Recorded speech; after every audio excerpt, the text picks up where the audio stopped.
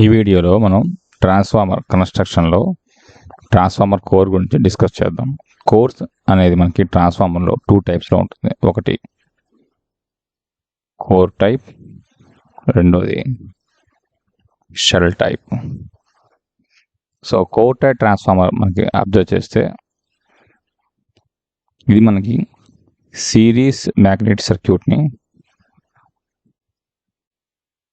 Frame చేస్తుంది.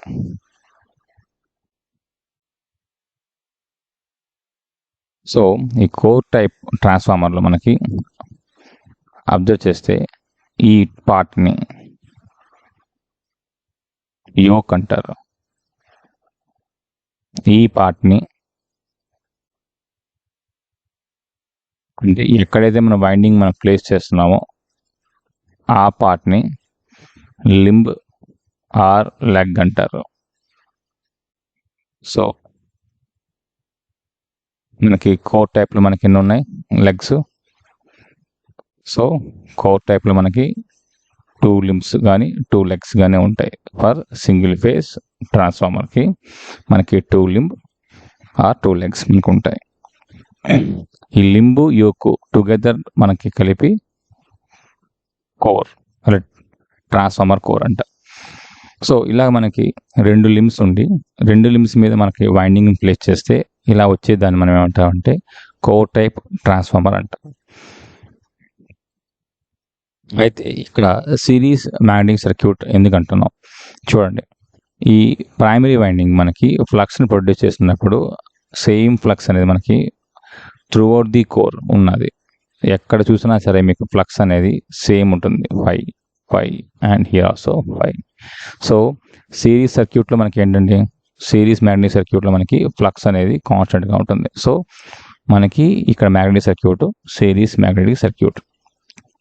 Second one, ఇక్కడ మనం వాడే వైండింగ్ ఏంటంటే ఇంటర్లీవింగ్ వైండింగ్ అంటారు. ఇంటర్లీవింగ్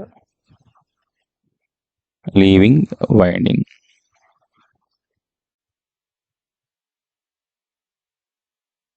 ఏంటది? ఇక్కడ మీరు అబ్జర్వ్ చేస్తే చూడండి, అవుటర్లో ఒక వైండింగ్ ఉన్నది, లోపల ఒక వైండింగ్ ఉన్నది. సో ఏ వైండింగ్ మనం లోపల పెట్టాలి, ఏ వైండింగ్ మనం బయట పెట్టాలి అన్నది మనకి ఇన్సులేషన్ని ఎఫెక్ట్ చేస్తుంది. సో దాన్ని బేస్ చేసుకొని మనం లోపల వైండింగ్ బయట వైండింగ్ మనం ప్లేస్ చేస్తాం. సో ఒక వైండింగ్లో ఇంకో వైండింగ్ మనం ప్లేస్ చేస్తే దీన్ని ఇంటర్లీవ్ వైండింగ్ అంటారు. ఎందుకు ఇలా చేస్తారు? ఇక్కడ మనకి అబ్జర్వ్ చేస్తే 2 లింబ్స్ మీద మీరు 2 వైండింగ్స్ని ప్లేస్ చేస్తే మనకి ఏమవుతుందంటే ఈ వైండింగ్లో వెళ్ళే ఫ్లక్స్ అనేది టోటల్గా కోర్ నుంచి పాస్ అయ్యి మనకి సెకండరీ ఉన్న వైండింగ్ని టచ్ చేయాలి. అది ట్రాన్స్ఫార్మర్ యొక్క ఆపరేషన్. సో బట్ రియల్గా మనకి ఏమవుతుంది, కొంత ఫ్లక్స్ అనేది ఇలా బయటకు వచ్చేస్తుంది. మనకి కొంత ఫ్లక్స్ అనేది మనకి ఇలా బయటకు వచ్చేసి త్రూ ఎయిర్ పాస్ అయ్యి మళ్ళీ మనకి అదే వైండింగ్ని టచ్ చేస్తుంది. సో ఇలా మనకి బోత్ ది సైడ్స్ ఇలా జరుగుతుంది. సో ఇలా ఉన్న ఈ ఫ్లక్స్ని ఏమంటారంటే లీకేజ్ ఫ్లక్స్ అంటారు.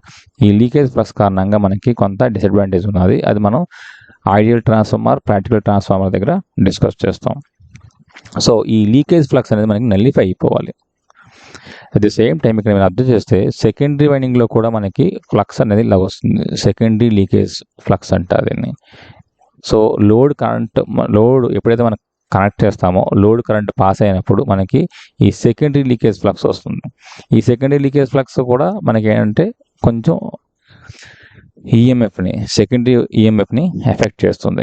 సో ఈ రెండు మనకి నల్లిఫై చేయాలి. నల్లిఫై చేయాలంటే అర్థం ఏంటి, ప్రైమరీలో ప్రొడ్యూస్ అయిన టోటల్ ఫ్లక్స్ మనకి సెకండరీని టచ్ చేయాలి. అలా చెయ్యాలి అంటే బెస్ట్ ఆప్షన్ ఏంటంటే 2 వైండింగ్లు ఒకదాని మీద ఒకటి పెడితే అప్పుడు ఏమవుతుందంటే ఈ ప్రైమరీ ఫ్లక్స్ ఏదైతే వచ్చిందో ఆ టోటల్ ప్రైమరీ ఫ్లక్స్ ఈ సెకండరీ ఫ్లక్స్ని టచ్ చేస్తుంది.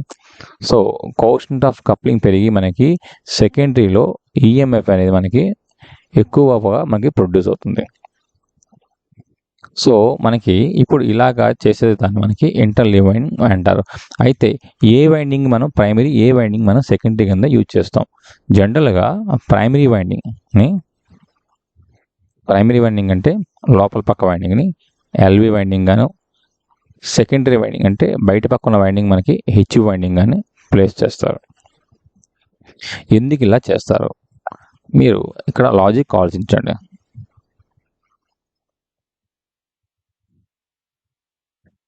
లోపల పక్క నేను ఎల్వి వైండింగ్ అని ప్లేస్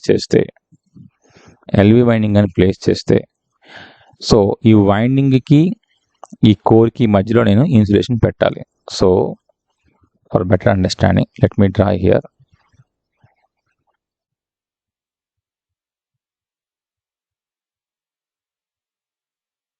మనకి కోర్ టైప్ ట్రాన్స్ఫార్మర్లో 2 లింబ్స్ ఉన్నాయి. ఇప్పుడు 2 లింబ్స్ ఉన్నప్పుడు ఇక్కడ నేను ఇన్సులేషన్ పెట్టాలి.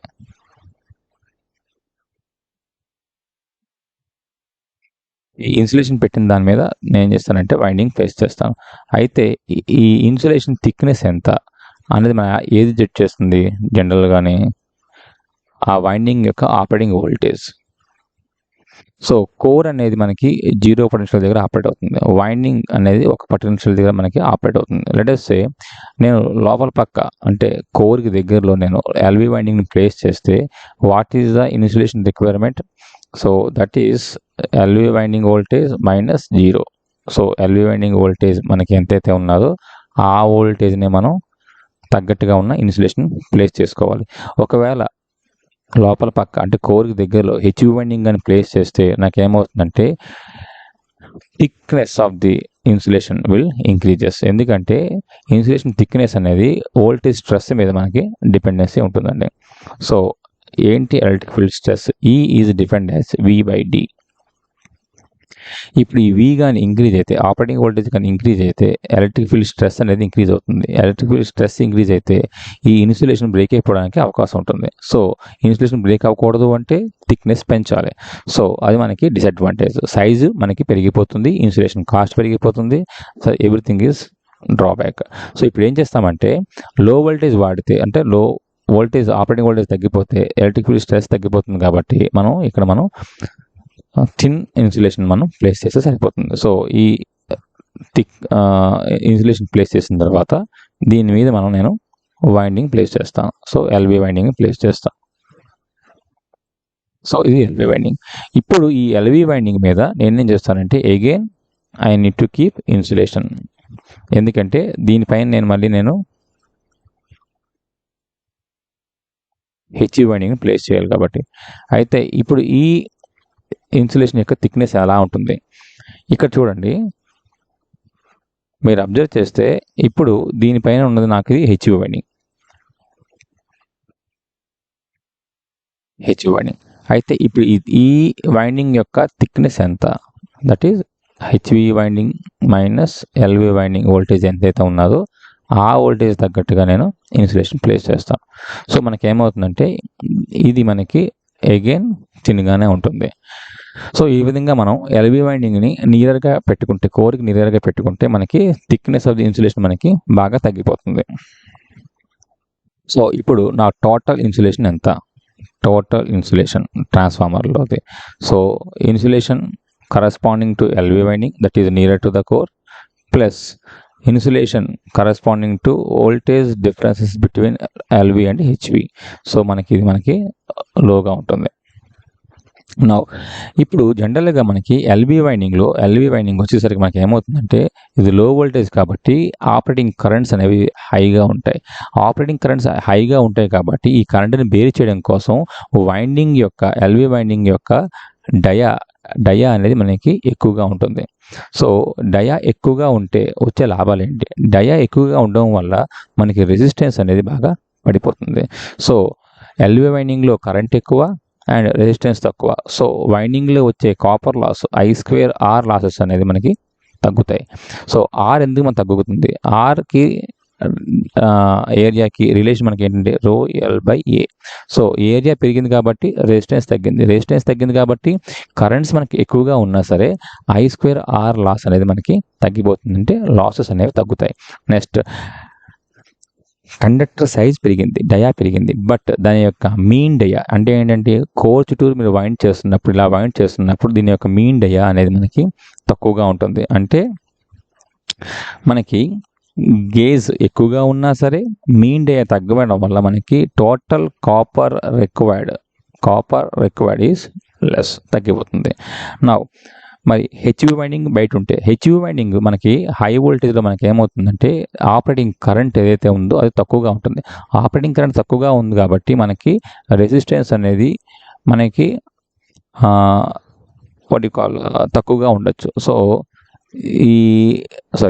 ఈ కరెంట్ అనేది మనకి తక్కువగా ఉంటుంది కాబట్టి రెసిస్టెన్స్ మనకి సఫిషియెంట్గా ఉంటే సరిపోతుంది. సో మనకి ఏం చేస్తారంటే ఏరియా అనేది థిన్గా ఉంటుంది. ఏరియా అంటే ఏంటి, మనకి ఇప్పుడు ఏరియా థిన్గా ఉండడం వల్ల ఏమవుతుంది, రెసిస్టెన్స్ కొంత ఇంక్రీజ్ అయినప్పటికీ ప్రాబ్లం లేదు. ఎందుకు అంటే కరెంట్ ఆల్రెడీ మనకి తగ్గిపోయింది, I²/R. సో ఇది మనకి పెరిగినప్పటికీ I² అనే ఈ క్వాంటిటీ మనకి బాగా తగ్గిపోతుంది హై వోల్టేజ్లో. సో మనకి ఏమవుతుంది, టోటల్ లాసెస్ మనకి బాగా తగ్గుతాయి. సో మనం థిక్ వైర్కి వెళ్ళవలసిన అవసరం లేదు. సో హై వోల్టేజ్ వైండింగ్లో మనకి వైర్ యొక్క గేజ్ అనేది అంటే డయా అనేది మనకి తక్కువగా ఉంటుంది. నెక్స్ట్ దీని మీన్ డయా మీరు అబ్జర్వ్ చేస్తే ఎల్వి వైండింగ్ కన్నా ఎక్కువే ఉండొచ్చు, కానీ గేజ్ ఎప్పుడైతే తగ్గిపోయిందో మనకి ఏమవుతుందంటే again copper requirement is less. Now హెచ్యు winding ఎప్పుడైతే మనకి అవుటర్ లేయర్లో ఉందో మనకి ఏమవుతుందంటే ట్యాపింగ్ అనేది మనకి ఈజీగా చేసుకోవచ్చు. అంటే డిఫరెంట్ వోల్టేజెస్ని మనం పట్టుకురావచ్చు. సో ఒకే వోల్టేజ్ హెచ్వి వోల్టేజ్ నుంచి మనకి డిఫరెంట్ ఇంటర్మీడియట్ వోల్టేజెస్ మనం ట్యాపింగ్ చేసుకొని బయటికి పట్టుకురావచ్చు.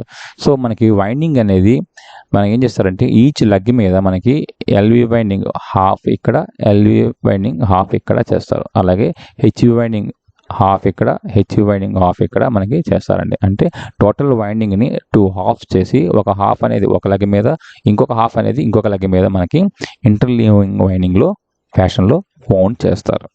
నౌ దీని తర్వాత మనం వైండింగ్స్ ప్లేస్ చేస్తున్నప్పుడు ఈ వైండింగ్స్ మధ్య మనకి ఏమవుతుందంటే ఫోర్సెస్ ఉంటాయండి. We can call Lorentz forces. So మనకి అబ్జర్వ్ చేస్తే లెట్స్ సే ఇక్కడ మనకి ఒక వైండింగ్ ఉన్నది, ఇలాగా ఎల్వి వైండింగ్ లెట్స్ సే ఈ డైరెక్షన్లో ఉందనుకుందాం. ఇలా ఉన్నప్పుడు మనకి ఫ్లక్స్ డైరెక్షన్ ఏ విధంగా ఉంటుందండి, ఫ్లక్స్ డైరెక్షన్ అనేది మనకి కిందకి పక్క ఉంటుంది. This is flux direction. ఇప్పుడు దీనిపైన నేను హెచ్వి వైండింగ్ నేను ప్లేస్ చేశాను. సో దీనిపైన నేను హెచ్వి వైండింగ్ ప్లేస్ చేస్తున్నాను. సో ఇప్పుడు ఇన్ బిట్వీన్ దీస్ 2 కండక్టర్స్ మనకి ఫోర్సెస్ అనేవి నలిఫై అయ్యాయి. అలాగే ఫ్లక్స్ డైరెక్షన్లో మాత్రమే మనకి ఈ ఎల్బి వైండింగ్ అనేది ఉండాలి. సో ఇక్కడ మనకి ఎల్బి వైండింగ్ లోపల పక్క ఉన్నది. సో లెట్ us assume ఇలా ఉంటే మనకి హెచ్వి వైండింగ్లో మనకి ఎలా ఉంటుందంటే అకార్డింగ్ లెన్స్ లాంటి సాటిస్ఫై చేయడానికి ఖచ్చితంగా మనకి దీనికి ఆపోజిట్ డైరెక్షన్లో మనకి కరెంట్స్ అనేవి ఫ్లో అవుతాయి. అయితే ఇలా మనకి ఆపోజిట్ కరెంట్ క్యారింగ్ కండక్టర్స్ పక్కన ఉంటే మనకి వచ్చే ఎఫెక్ట్ ఏంటంటే రిపల్సివ్ ఫోర్స్. సో ఈ రిపల్సివ్ ఫోర్సెస్ మనం నల్లిఫై చేయడం కోసం ఈ వైండింగ్ యొక్క సెన్స్ ఆఫ్ వైండింగ్ని వాళ్ళు ఏం చేస్తారంటే ఈ రిపల్సివ్ ఫోర్సెస్ అనేవి 0 అయ్యే విధంగా వాళ్ళు వౌండ్ చేస్తారు ఎల్వి వైండింగ్ హెచ్వి వైండింగ్ని.